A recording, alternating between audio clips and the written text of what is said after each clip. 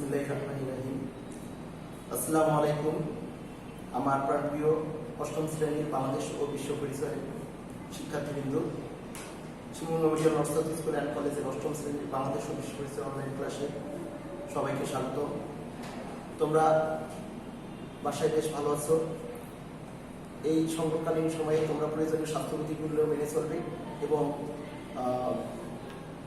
সুষ্ঠু সুন্দরভাবে চলাফেরা করবে, এই আশীর্বাদ রেখে আজকে ক্লাস উপস্থাপনায় আমি তোমাদের সাথে আছি মোহাম্মদ মাহফুজুর রহমান সরকার, সহকারী শিক্ষক, বাংলাদেশ ও বিশ্ব পরিচয়, Shimul memorial north school and college.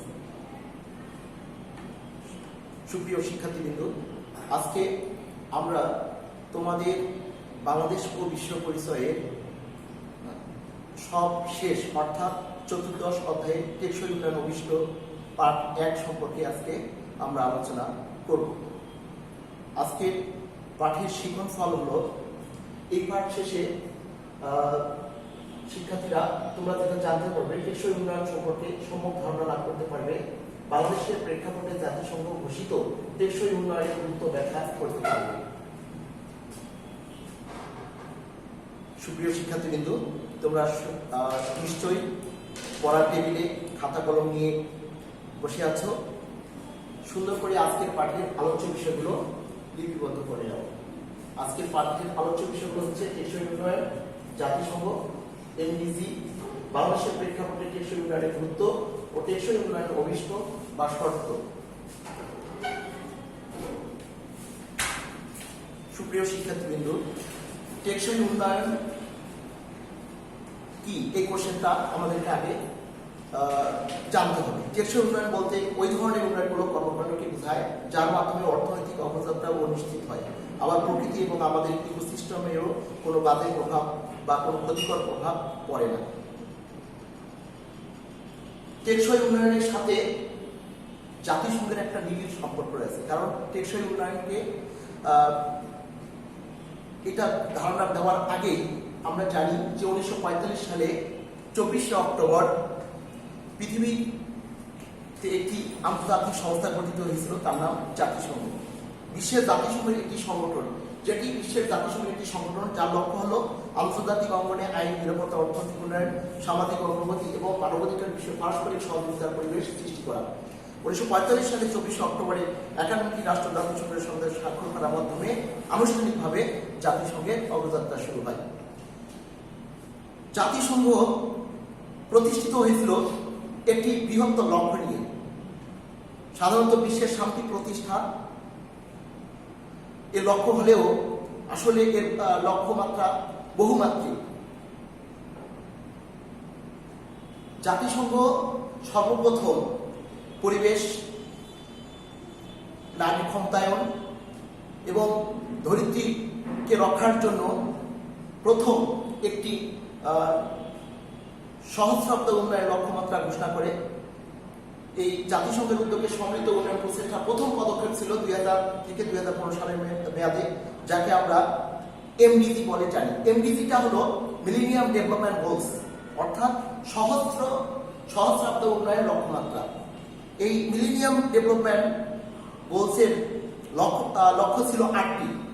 সুপ্রিয় শিক্ষার্থীবৃন্দ, তোমরা জানো, এটা ক্লাস 6-এ তোমরা পড়েছো যে মিলেনিয়াম ডেভেলপমেন্ট গোলসের যে 8টি লক্ষ্য ছিল, তার প্রথম লক্ষ্য হলো দারিদ্র ও ক্ষুধা।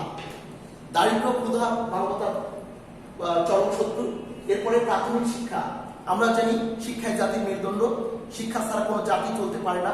এই জন্য সহস্রাব্দ উন্নয়নের লক্ষ্য, দ্বিতীয় লক্ষ্য নির্ধারণ করা হয়েছে প্রাথমিক শিক্ষা। আমরা জানি আমাদের সারা পৃথিবীর শিশুরা অনেক সময় ঝরে পড়ে যাচ্ছে, ড্রপ আউট হয়ে যাচ্ছে। এজন্য প্রাথমিক শিক্ষা, ন্যূনতম প্রাথমিক শিক্ষা কম্পালসরি করার ব্যাপারে একটা লক্ষ্য নির্ধারণ করা হয়েছে। নারী ক্ষমতায়ন, নারী ক্ষমতায়নের অর্থ হচ্ছে নারীরা সমাজে তাদের মতামত প্রকাশ, তাদের স্বাধীনতা, তাদের ব্যক্তিত্ব প্রকাশ এর যাবতীয় ক্ষমতায়নকে বোঝাচ্ছে।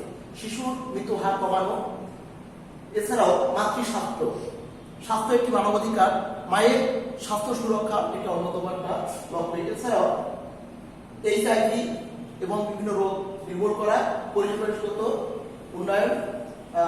উন্নয়নের জন্য অংশীদারিত্ব, এরকম 8টি লক্ষ্য নির্ধারণ করে দিয়েছিল জাতিসংঘ।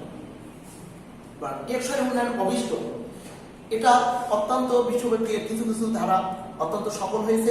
বাংলাদেশ আমরা জানি এমডিজি ক্ষেত্রে 2010 সালে শিশু মৃত্যু এবং নারী মৃত্যুর হ্রাস করার জন্য জাতিসংঘ কর্তৃক মিলেনিয়াম ডেভেলপমেন্ট গোলস পুরস্কারে ভূষিত হয়েছে। টেকসই উন্নয়ন অভিষ্ট এরপর এই যে এমডিজি যে সফলতা এবং ব্যর্থতা, তার উপর ভিত্তি করে আগামী বিশেষ করে 21 শতকের বিশ্ব ব্যবস্থা কিরকম হবে এবং শুধু উন্নয়ন করলেই হবে না, তার ফলটা যাতে টেকসই হয় এবং মজবুত হয়, সেই লক্ষ্যকে মাথায় রেখে বিশ্ব নেতৃবৃন্দ, বিভিন্ন গবেষক এবং জাতিসংঘ কর্তৃক একটি টেকসই উন্নয়ন অভিষ্ট নির্ধারিত হয়েছে, যেটা আমরা জানি জাতিসংঘ 2015 সালের 25 সেপ্টেম্বর টেকসই উন্নয়ন অভিষ্ট ঘোষণা করে, যার ইংরেজি নাম হচ্ছে সাস্টেনেবল ডেভেলপমেন্ট গোল। সংক্ষেপে এটাকে বলা হচ্ছে এসডিজি। টেকসই উন্নয়ন অভিষ্ট অর্জন এখন আমাদের সময়ের দাবি। এই লক্ষ্য অর্জনের জন্য ভিত্তি ছিল এমডিজি অর্জন। এসডিজির লক্ষ্য, এসডিজির লক্ষ্যটা কি? এসডিজির মূল উদ্দেশ্য হলো বিশ্বের সকল দেশ থেকে দারিদ্র্য নির্মূল করা, অর্থনৈতিক, সামাজিক ও পরিবেশগত উন্নয়ন ও ভারসাম্য আনেন। জাতিসংঘের সদস্যভুক্ত দেশগুলোর একটি সুখী সমৃদ্ধ পৃথিবী গড়ার প্রত্যয় নিয়ে টেকসই উন্নয়নের 17টি অভিষ্ট, 169টি লক্ষ্যমাত্রা এবং 230টি নির্ধারক স্থির করা হয়েছে। টেকসই উন্নয়নের শর্ত। সুপ্রিয় শিক্ষার্থীবৃন্দ, আমরা জানি যে উন্নয়ন বলতে কি বুঝি? উন্নয়ন হলো যে কোনো পর্যায়ে কাঙ্ক্ষিত এবং ইতিবাচক পরিবর্তনকে আমরা জানি উন্নয়ন। আর এই উন্নয়নটা যদি টেকসই না হয়, এই উন্নয়নটা যদি নড়বড়ে হয়ে যায়, এই উন্নয়নটা যদি ভিত্তি, একটা শক্তিশালী ভিত্তি বা প্ল্যাটফর্মের উপর প্রতিষ্ঠিত না হয়, তাহলে সমগ্র বিশ্ব ব্যবস্থা মানে গোলমাল সৃষ্টি হবে এবং হজবলা সৃষ্টি হবে, ভয়াবহ সংকটের দিকে, অনিশ্চিত ভবিষ্যতের দিকে আমাদেরকে ধাবিত হতে হবে। সো এই জন্য বিশেষজ্ঞরা, বিশেষ করে জাতিসংঘের উদ্যোক্তারা টেকসই উন্নয়নের অভিষ্ট 17টি লক্ষ্যমাত্রা অভিষ্ট নির্ধারণ করেছেন। প্রথম লক্ষ্য হলো দারিদ্র্য বিলোপ করা। আমরা জানি দারিদ্র্য মানবতার চরম শত্রু, এটা উন্নয়নের প্রধান অন্তরায়। এবং ক্ষুধা মুক্তি। বিশ্বের এখনো অনেক মানুষ না খেয়ে মারা যাচ্ছে, এই ক্ষুধা থেকে যাতে মুক্তি পাওয়া যায় সেজন্য দ্বিতীয় লক্ষ্য ক্ষুধা মুক্তি। এছাড়াও দ্বিতীয় লক্ষ্য হল সুস্বাস্থ্য ও কল্যাণ। আমরা জানি স্বাস্থ্যই একটি অধিকার, মানব অধিকার। সুস্বাস্থ্য রক্ষা করা এটা একটা নৈতিক দায়িত্ব, কারণ স্বাস্থ্যই সম্পদ, স্বাস্থ্যই সকল সুখের মূল। এজন্য এটা 3 নম্বর লক্ষ্য, সুশাসন ও কল্যাণ, মানে সুস্বাস্থ্য কল্যাণ নির্ধারণ করা হয়েছে। মানসম্মত 4র্থ নম্বর লক্ষ্য হচ্ছে মানসম্মত শিক্ষা। আমরা জানি যে আমরা যদি এখন শিক্ষা যদি এখন শুধু সার্টিফিকেট সর্বস্ব করে থাকি, তাহলে আমাদের এই শিক্ষা কোনো কাজে লাগবে না। বই পড়া, ফকেবাতে পড়া বা মেমোরাইজ করা শিক্ষা দিয়ে আমাদের কোনো উন্নয়ন হবে না। এজন্য বিশেষজ্ঞরা মনে করেছেন গুণগত শিক্ষা। গুণগত শিক্ষা মানে আধুনিক, প্রায়োগিক, বিজ্ঞান ভিত্তিক এবং জ্ঞান ভিত্তিক এবং যুগ উপযোগী শিক্ষা। যে শিক্ষা আমাদেরকে দক্ষ মানব সম্পদে পরিণত করবে এবং যে শিক্ষা আমাদেরকে বেকারত্ব অভিশাপ থেকে মুক্তি দিবে এবং আমাদেরকে উন্নয়নের পথ দেখাবে, সেই শিক্ষাটাই হলো গুণগত শিক্ষা। এরপরে জেন্ডার সমতা। জেন্ডার সমতা আমাদের বিশ্বব্যাপী একটা ভয়ানক সমস্যা। জেন্ডার সমস্যা বলতে আমরা বুঝি যে নারী পুরুষের মধ্যে বৈষম্য, লিঙ্গ বৈষম্য।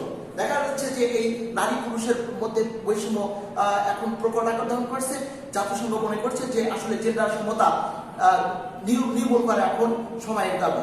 নিরাপদ পানি ও স্যানিটেশন। আমরা জানি যে বিশুদ্ধ পানির কারণে অনেক রোগ ব্যাধি হয় এবং পর্যাপ্ত স্যানিটেশন, স্বাস্থ্যসম্মত স্যানিটেশন ছাড়া আমাদের রোগ ব্যাধি, বিশেষ করে ডায়রিয়া, কলেরা, আমাশয়, এই যে পানিবাহিত রোগগুলো, এজন্য নিরাপদ পানি ও স্যানিটেশনের ব্যবস্থা, এটা 6 নম্বর লক্ষ্য নির্ধারণ করা হয়েছে। সাশ্রয়ী ও দূষণমুক্ত জ্বালানি। আমরা জানি যে জ্বালানিটা ব্যয় কম হবে তাকে আমরা সাশ্রয়ী জ্বালানি এবং পরিবেশ বান্ধব, এইরকম একটা জ্বালানিকে সাশ্রয়ী ও দূষণমুক্ত জ্বালানি, এটা 7 নম্বর লক্ষ্য। শ্রমণ কাজ ও অর্থনৈতিক প্রবৃদ্ধি। শ্রমণ কাজ বলতে কি সুন্দর, আমাদের কাজগুলো যেন পরিপাটি হয়, গোছালো হয়, একটা সিস্টেম বা একটা নিয়ম মাফিক হয়, এই জন্য এই কাজগুলোকে শ্রমণ কাজ। ও অর্থনৈতিক প্রবৃদ্ধি। প্রবৃদ্ধি মানে বার্ষিক আয়ের গড় বৃদ্ধিকে বলা হচ্ছে প্রবৃদ্ধি। শিল্প উৎপাদন ও অবকাঠামো। আমরা জানি যে শিল্প একটা উন্নয়নের পূর্বশর্ত, এটা একটা অন্যতম গুরুত্বপূর্ণ খাত। এই শিল্প খাতকে কেন্দ্র করে পর্যাপ্ত অবকাঠামো নির্মাণ করা দরকার। এটাই জন্য 9 নম্বর লক্ষ্য অসমতা হ্রাস। আজকে পৃথিবীব্যাপী ধনী গরিব সামাজিক যে অসমতা ব্যবধান এটা বৃদ্ধি পাচ্ছে, এজন্য অসমতা হ্রাস করা একটা 10 নম্বর লক্ষ্য। অভিষ্ট টেকসই নগর ও জনবসতি। আমরা জানি যে আমাদের শুধুমাত্র টেকসই নগর বলতে কি বুঝি, যেমন আমাদের রাজশাহী একটা নগর, এখানে 10 তলা ভবন উঠলেই যে রাজশাহীর একটা টেকসই নগর বলা যাবে তা নয়। টেকসই নগরে যদি মনে করেন শিল্প কারখানা থাকে বা বহুতল ভবন থাকলেই যে তাকে টেকসই নগর বলা যাবে তা কিন্তু নয়। নগর টেকসই নগর বলতে এরকম একটি নগর অবস্থাকে বোঝাচ্ছে যে নগরটা হবে পরিকল্পনা মাফিক, যে নগরটা প্ল্যান ভিত্তিক, যে নগরে কোনো দূষণ থাকবে না, পয় নিষ্কাশন ব্যবস্থা থাকবে, যে নগরে যোগাযোগ ব্যবস্থা উন্নত হবে, যে নগরে পরিবেশ দূষণের কোনো উপাদান বা ক্ষতিকর উপাদান থাকবে না, সেই নগরটাই হলো টেকসই নগর। পরিমিত ভোগ ও উৎপাদন, এটা 12তম অভিষ্ট। আমরা জানি সম্পদ হলো সীমিত, বাট আমাদের অভাব হলো অসীম। আমাদের ভবিষ্যৎ প্রজন্মকে যাতে একটা সুখী সমৃদ্ধ পৃথিবী বা দেশ উপহার দিতে পারি, এজন্য আমাদেরকে সীমিত সম্পদটাকে পরিমিত ভোগ করতে হবে। তারপরে জলবায়ু কার্যক্রম, আমরা জানি পৃথিবীব্যাপী একটি জলবায়ু পরিবর্তন হচ্ছে। এই জলবায়ু কার্যক্রমের জন্য, জলবায়ু মোকাবেলার জন্য আমাদের অনেক কাজ করতে হবে সকল দেশকে একসাথে। জলজীবন, আমরা জানি জলজীবন এটা একটা গুরুত্বপূর্ণ উপাদান। আজকে পানি দূষণের ফলে এবং প্রাকৃতিক পরিবেশ ভারসাম্যহীন অবস্থার ফলে জলজ জীবগুলো মারা যাচ্ছে, জীববৈচিত্র্য বিলুপ্ত হচ্ছে। এজন্য জলজীবন যাতে সুরক্ষিত হয়, পানি দূষণ যাতে রোধ করা যায়, এজন্য 14 নম্বর লক্ষ্য নির্ধারণ করা হয়েছে জলজ জীবন। স্থল জীবন, শুধু জলজীবনের কথা বললেই হবে না, এখন আমাদের স্থল জীবন হুমকির মুখে। যেমন সুন্দরবনের অনেক বিশেষ করে অনেক পাখপাখালি নাই, এখন অনেক দেশি প্রজাতির মাছ পাওয়া যাচ্ছে না। তারপরে স্থলে অনেক অনিয়ম চলছে, অনেক দেশি প্রজাতির উদ্ভিদ আজকে দেখা যাচ্ছে না। সো এই স্থল জীবনটাকে আমাদেরকে রক্ষা করতে হবে। শান্তি, ন্যায় বিচার এবং কার্যকর প্রতিষ্ঠান, এটা একটা গুরুত্বপূর্ণ লক্ষ্য। শান্তি, পৃথিবীতে যদি আমাদের শান্তি বিরাজ করে, যদি ন্যায় বিচার এবং গণতন্ত্র এবং আইনের শাসন যদি চালু থাকে এবং কার্যকর প্রতিষ্ঠান, শুধু নামমাত্র তলবিবাহক প্রতিষ্ঠান থাকলেই হবে না, সে প্রতিষ্ঠানটা হবে কার্যকর। এ লক্ষ্য 16তম লক্ষ্য নির্ধারণ করা হয়েছে। শান্তি, ন্যায় বিচার এবং কার্যকর প্রতিষ্ঠান এবং অভিষ্ট অর্জনে অংশীদারিত্ব। অংশীদারিত্ব বলতে কি বুঝি, যে উন্নয়নের যারা সুফলভোগী তাদেরকে বলা হয় অংশীদার। এই অংশীদারিত্ব উন্নয়নে যারা অংশগ্রহণ করবে তাদেরকে অংশীদারিত্ব বলা হয়, যেটা আমাদের 17তম লক্ষ্য। তো সুপ্রিয় শিক্ষার্থী, কিন্তু আমাদের বাংলাদেশের প্রেক্ষাপটে এসডিজির গুরুত্ব, আমাদের বাংলাদেশের প্রেক্ষাপটে এসডিজির গুরুত্ব অপরিসীম, এক কথায় বলে শেষ করা যাবে না। কেননা আমাদের দেশটা কিছুদিন আগে থেকে স্বল্পোন্নত থেকে আমরা এখন উন্নয়নশীল দেশে পা রেখেছি এবং নিম্ন মধ্যমায়ের দেশে। মূলত 2000 সাল থেকে জাতিসংঘের সদস্য দেশগুলো তাদের নিজ নিজ দেশের আর্থসামাজিক অবস্থার আলোকে টেকসই উন্নয়ন অভিষ্ট অর্জন নির্ধারণ করেছে। বাংলাদেশও এই ধারাবাহিকতায় টেকসই উন্নয়নের অংশীদারিত্ব অর্জন করেছে। বাংলাদেশের কার্যক্রম থেকে পিছিয়ে খুব গুরুত্বের সাথে বাংলাদেশ এই অংশীদারিত্বের দায়িত্ব নিয়েছে। বাংলাদেশের প্রেক্ষাপটে এসডিজির গুরুত্ব, বাংলাদেশ 2016-2030 যে এসডিজি উন্নয়নের লক্ষ্যমাত্রা নির্ধারণ করা হয়েছে, সেখানে সেটাকে ভিত্তি করে বাংলাদেশ অলরেডি একটা রূপকল্প ঘোষণা করেছে, ভিশন 21।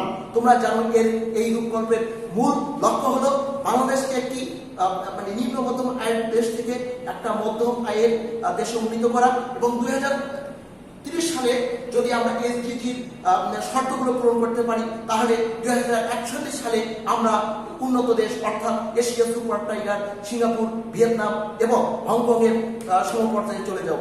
তাহলে এই লক্ষ্যকে সামনে রেখে আমাদের বাংলাদেশ এসডিজি অর্জনের সক্ষমতা অর্জন করার জন্য বিভিন্ন পদক্ষেপ অলরেডি ঘোষণা করেছে এবং এসডিজি অর্জনের ফলে আমাদের কি কি উপকার হবে বা সুফল হবে, অনেকগুলো সুফল হবে। দেখো, প্রথম যে সুফলটা হলো সমাজের ধনী দারিদ্র বৈষম্য কমে আসবে। আজকে আমাদের বাংলাদেশে এক শ্রেণীর মানুষ 5% থেকে 6% মানুষ এত ধনকুবের হয়ে গেছে, তারা এখন সুইস ব্যাংকের টাকা পাঠাচ্ছে। এটা আমাদের জন্য অত্যন্ত লজ্জা। এই যে ধনী এবং দরিদ্রের মধ্যে যে বৈষম্য, এটা দূর হয়ে যাবে। 2 নম্বর হলো দক্ষ সমর্থ জনশক্তি পরিণত হবে।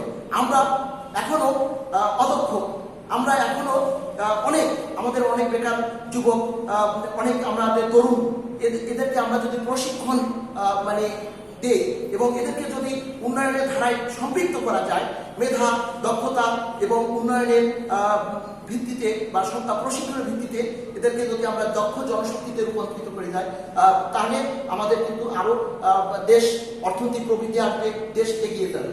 গুণগত শিক্ষা নিশ্চিত হলে সকলে সচেতন হবে। আমাদের সরকার এই এসডিজি অর্জনের ফলে আমাদের গুণগত শিক্ষা, এখন দেখো মাল্টিমিডিয়া প্রজেক্টর, সৃজনশীল এই পদ্ধতিগুলো, নতুন নতুন পদ্ধতিগুলো চালু করা হয়েছে। কেন? আমাদের যে শিক্ষা, আগের যে সনাতন মান্ধাতার আমাদের শিক্ষা দিয়ে এখন কাজ হবে না। কেন? বিশ্বায়নের যুগের সাথে তাল মিলিয়ে চলতে গেলে আমাদেরকে অবশ্যই দক্ষ, মেধাসম্পন্ন একটি স্বনির্ভর জাতি হিসাবে প্রতিষ্ঠিত করতে হবে। সেই লক্ষ্যে একযোগে কাজ করতে হবে এবং টেকসই উন্নয়ন প্রক্রিয়া অব্যাহত থাকলে অর্থনৈতিক উন্নয়নের ভারসাম্য আসবে। এটা একটা গুরুত্বপূর্ণ কোশ্চেন। টেকসই উন্নয়ন প্রক্রিয়া যদি অব্যাহত থাকে, অর্থনৈতিক উন্নয়নের ভারসাম্য আসবে, অর্থাৎ আমাদের আয় বৈষম্য কমে আসবে। আমরা আমাদের উন্নয়নটাকে একটা ভারসাম্য বা ঝুঁকিপূর্ণ বা বিপজ্জনক অবস্থায় দেখতে পাবো না। এরপরে জীব জগতের মধ্যে ভারসাম্যপূর্ণ অবস্থা এবং প্রাকৃতিক জীব বৈচিত্র্য অক্ষুণ্ণ থাকবে। আমরা একটু আগে বলেছি যে আমাদের জীব বৈচিত্র্য বিলুপ্তি হয়ে যাচ্ছে। অলরেডি দেশীয় প্রজাতির অনেক পাখপাখালি, দেশীয় প্রজাতির মাছ এবং উদ্ভিদ বা বৃক্ষরাজি আজকে অলরেডি ধ্বংসপ্রাপ্ত হয়েছে। এই টেকসই উন্নয়ন যদি নিশ্চিত করা যায়, তাহলে এই জীব বৈচিত্র্যটা রক্ষা পাবে। নাগরিকদের বহুমুখী সমস্যার সমাধানের সমন্বয়ের ভিত্তিতে কাজ করা সহজ হবে। সুপ্রিয় শিক্ষার্থীবৃন্দ, এই ছিল আজকের আমাদের পার্ট 1-এর আলোচ্য বিষয়। এখন আমরা পার্ট 1-এর আলোকে মূল্যায়ন করব। টেকসই উন্নয়ন বলতে কি বোঝায়? এটা খুব গুরুত্বপূর্ণ একটা কোশ্চেন। উন্নয়ন হলো, এখানে আগে বুঝতে হবে যে উন্নয়ন বলতে যে কোনো অবস্থার ইতিবাচক এবং কাঙ্ক্ষিত পরিবর্তন। আর টেকসই মানে যে উন্নয়নের ফলটা কোনো ভয়াবহ হবে না, সংকট হবে না, কোনো নেগেটিভ বা নেতিবাচক ফল থাকবে না, সেই উন্নয়নটাকে বলা হচ্ছে টেকসই উন্নয়ন। এবং উন্নয়ন বলতে কি বুঝি? যে সাধারণত সাংস্কৃতিক ক্ষেত্রে কাঙ্ক্ষিত এবং ইতিবাচক পরিবর্তন। আর উন্নয়নশীল দেশ বলতে কি বোঝায়? উন্নয়নশীল দেশগুলো যে দেশগুলো উন্নয়নের দিকে ধাবিত হচ্ছে, অর্থাৎ কিছু অর্থনৈতিক ক্ষেত্রে কিছু কিছু দৃশ্যমান এবং কিছু কিছু বৈশিষ্ট্য উন্নত অবস্থায় আছে, এরকম দেশকে বলা হয় উন্নয়নশীল দেশ। বাংলাদেশ একটি উন্নয়নশীল দেশের অন্যতম উদাহরণ। এরপর নগরায়ন বলতে কি বোঝায়? নগরায়ন হলো শিল্পায়নের ফলে যে প্রক্রিয়া গ্রামগুলো ক্রমশ শহরে রূপান্তরিত হয়, তাকে বলা হয় নগরায়ন। যেমন উদাহরণ দিলে তোমরা বুঝতে পারবা যে একসময় রাজশাহী শুধু সাহেববাজার কেন্দ্রিক বা লক্ষ্মীপুর কেন্দ্রিক ছিল, কিন্তু এখন রাজশাহী, সাহেববাজার, লক্ষ্মীপুর 0 পয়েন্ট কেন্দ্রিক আর নাই। এখন রাজশাহী এখন দাসপুকুর, ডিঙ্গাডোবা, এগুলো কিন্তু নগরায়ন প্রক্রিয়া আসছে। এখানে বহুতল ভবন তৈরি হচ্ছে, ব্যবসা বাণিজ্য প্রতিষ্ঠান করেছে। এই প্রক্রিয়াটাই হলো নগরায়ন, অর্থাৎ শিল্পায়নের ফল হচ্ছে নগরায়ন। শিল্পায়নের ফলে যে প্রক্রিয়ায় গ্রামগুলো ক্রমশ শহরে উন্নতি হয়, সেটাই হলো নগরায়ন। সুপ্রিয় শিক্ষার্থীবৃন্দ, এরপর আমাদের নেক্সট ডে পড়া থাকবে ক্লাস থাকবে পড়া 14 অধ্যায় টেকসই উন্নয়ন অভিষ্ট, আর পার্ট থাকবে 2। তোমরা সুন্দর করে পার্ট 2 আগে চর্চা করবে, তারপর ক্লাসটা ফলো করবে, তাহলে ক্লাসটা বুঝতে পারবে। সকলকে ধন্যবাদ জানিয়ে আজকের ক্লাস এখানেই শেষ করছি। আসসালামু আলাইকুম রহমতুল্লাহি ওয়া বারাকাতুহু।